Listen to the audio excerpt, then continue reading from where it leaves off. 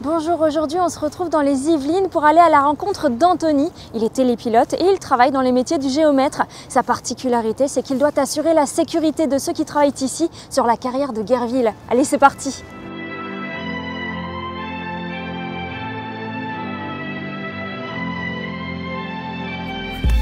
Salut Anthony! Bonjour Chloé, ça va? Ça va et toi? Ça va. Pourquoi on est là aujourd'hui? Aujourd'hui on est sur le site de Guerville, c'est un site qui est en cours de recomblement et le but c'est de faire des relevés drones de la falaise pour voir s'il y a des mouvements significatifs ou des parties qui seraient en train de tomber pour mettre en sécurité les personnes qui interviennent sur site. Ok, ben c'est parti! Et ben d'abord tu vas mettre ton casque et ton gilet. Ouais, bien sûr! On est sur un chantier et on y va. Donc là on est sur notre premier point GPS, donc on va enfoncer cette borne avec la plaquette et après on la relèvera avec le GPS pour lui donner des coordonnées X, Y, Z. Et du coup si tu veux tu peux mettre en place la plaquette. Donc ça? Ouais.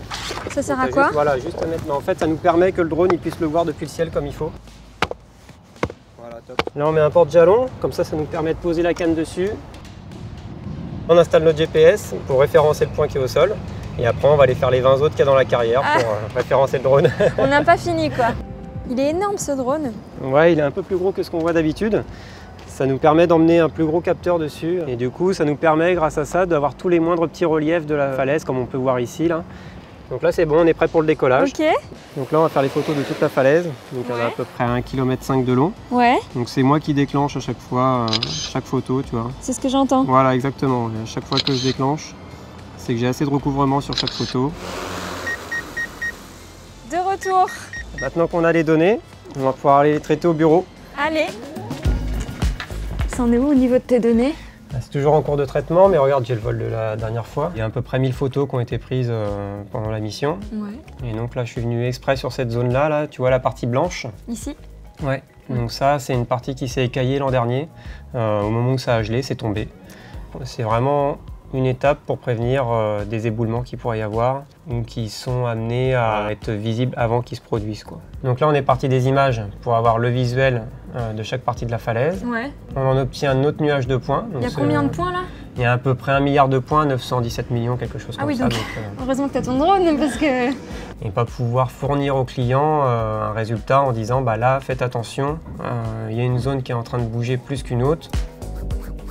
Anthony, pourquoi tu as voulu devenir géomètre? J'ai rencontré une professeure quand j'étais plus jeune et du coup j'ai fait un stage de découverte d'1 mois dans un cabinet. Ça m'a bien plu, donc je me suis lancé dans la suite des études avec un bac pro et un BTS pour devenir maintenant géomètre topographe.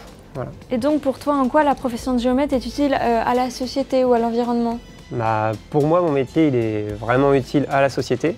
Sur des cas comme ici, là, que je t'ai montré, la falaise de Guerville, ça nous permet de mettre en sécurité le personnel qui intervient en veillant à ce qu'il n'y ait pas des éboulements ou des chutes de la falaise. Et qu'est-ce que tu dirais à un jeune pour l'inciter à travailler dans une entreprise de géomètre? Je lui dirais que c'est un métier qui est varié, qui permet de travailler en intérieur comme en extérieur et d'avoir toutes sortes d'activités différentes, du scanner 3D, du relevé de corps de rue classique ou après aller faire du drone s'il se spécialise dans cette branche-là. Si toi aussi tu rêves d'intégrer les métiers du géomètre, alors n'hésite plus.